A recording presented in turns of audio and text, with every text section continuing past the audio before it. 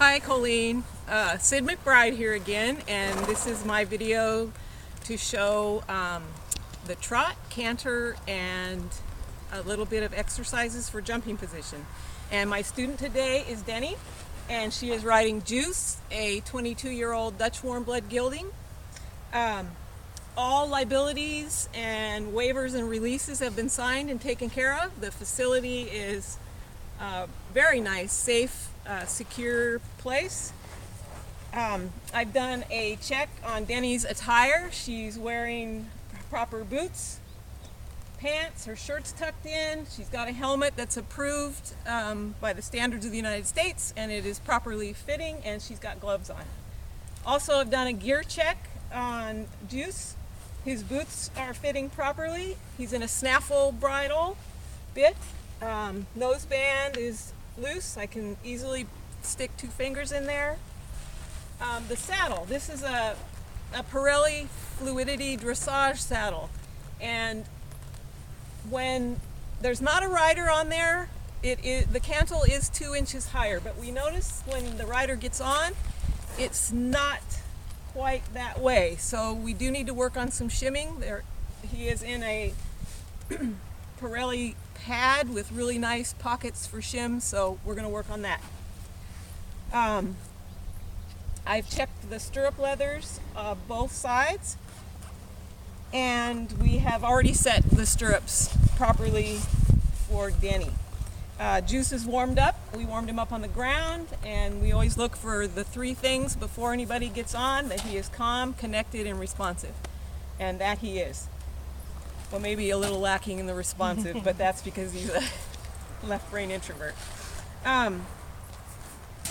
Okay, we also have some dots on Denny's toes, because we're going to refer to that in a little while. We have, prior to this filming, we've done checking left to right balance. We know that left to right balance is the most important aspect of riding, so we did some tests on that. And we have a couple exercises that are going to help Denny out. We're going to do those exercises first. The reason left and right balance is so important is if it's not, we can even damage the horse's spine all the way down to how they land on the ground. We want to be able to be balanced so that we're not a burden to our horse up there. Okay, Denny, yes, you ready? You bet. Okay, we're going to start out with some exercises, and these would be good for jumping,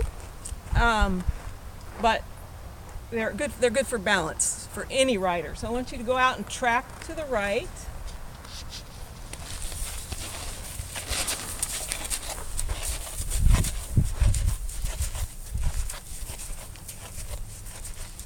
Okay, so one of the most important aspects of jumping is balance. It's balance, and we want to make sure the 5 balls of your foot are on those stirrup irons. If even like they are.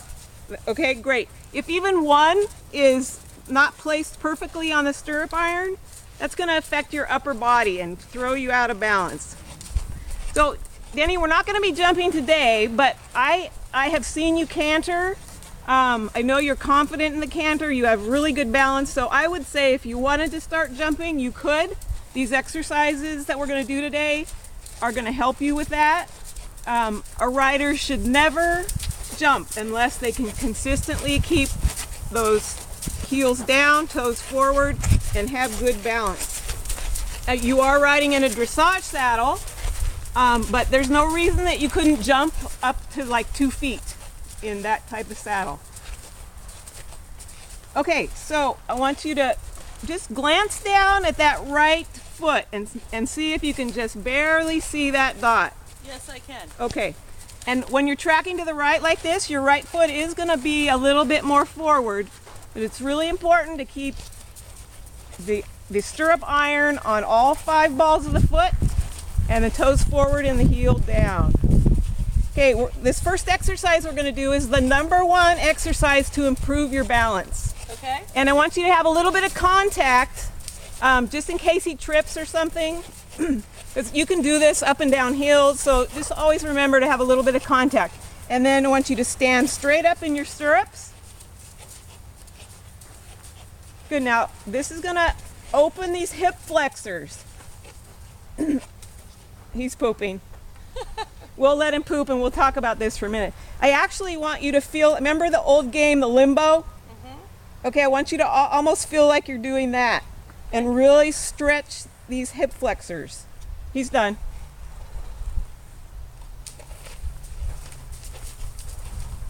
Okay, a little bit of contact, back up. Feel like you're doing the limbo. Toes forward. Good. This is also going to stretch out those hamstrings. And go ahead and sit down again. Okay, and back up. Every time you go back up, you get a chance to get those feet better. Do the limbo. Stick out that pubic bone. Okay, and back down. And these exercises really need to be done at trot and at canter and up and down hills. Something we should do every time we ride. Okay, we're going to do another one now. And this is going to help with your upper body. So again, a little bit of contact. Stand straight up and put your reins in your left hand. And you're going to take that arm and stretch it straight up. Reach, really stretch. And then arc it back to touch his hip. Good. Try it with the other hand. Arc it back. Great.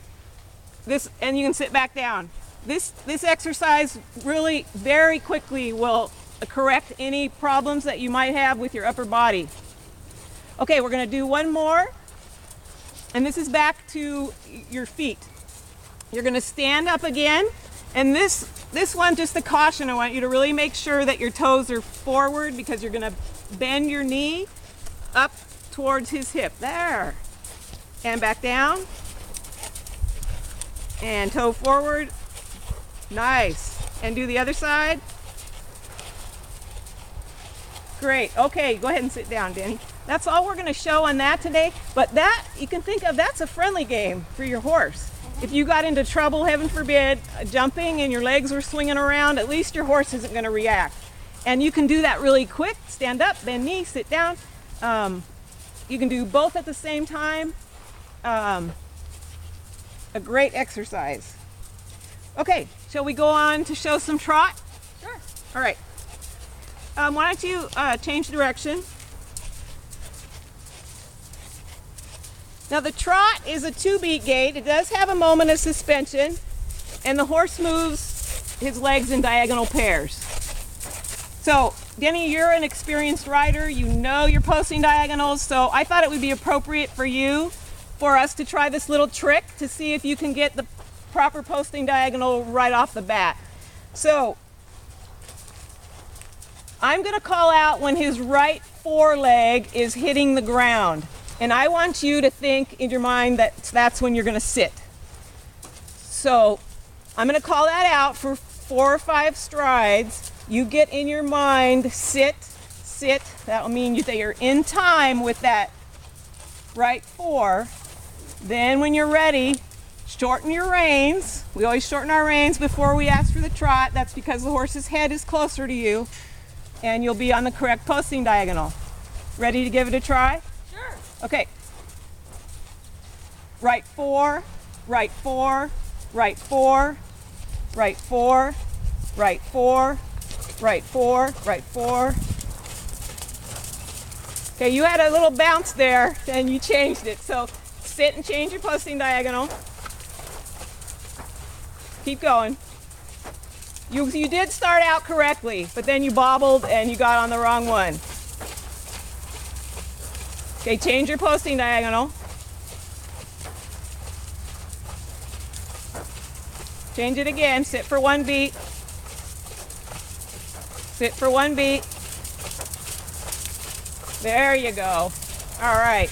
Now, he moves on diagonal pairs, so you're sitting with that inside hind.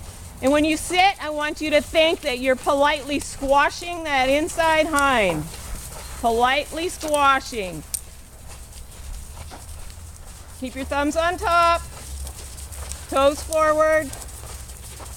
Also think that you've got a string from your tailbone to that inside hind and you're rising it up, encouraging him to use that powerhouse to come underneath him. Thumbs on top.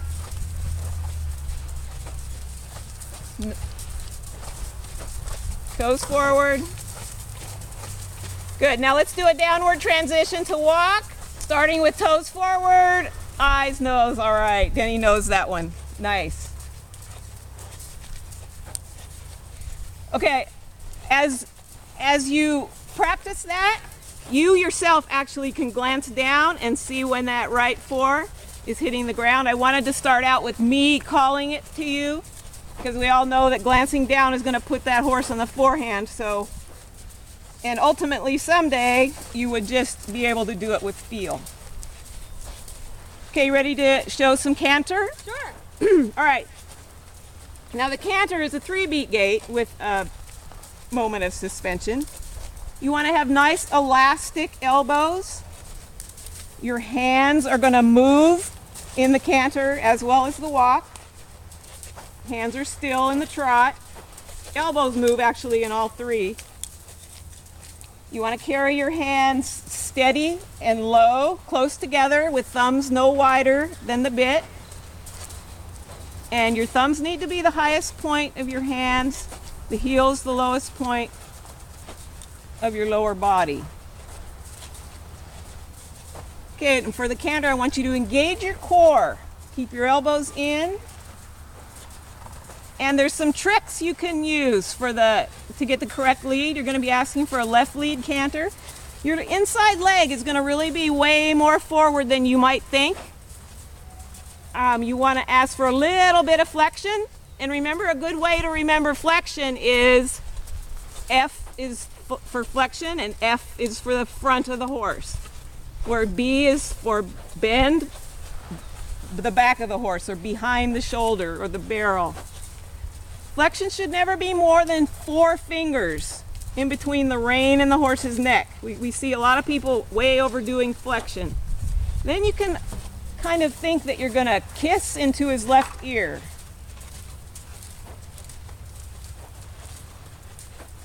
Okay, you ready to give it a try? I'm ready. All right. Let's get a nice trot going first.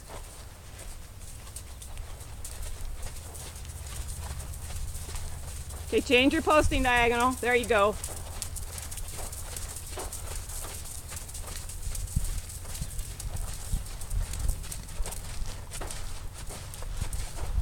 Good, get those thumbs on top.